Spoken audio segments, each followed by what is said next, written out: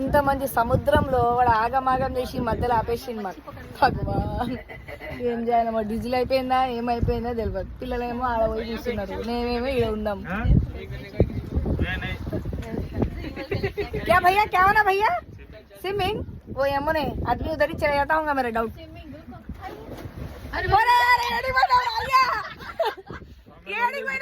మమ్మల్ని వదిలేసి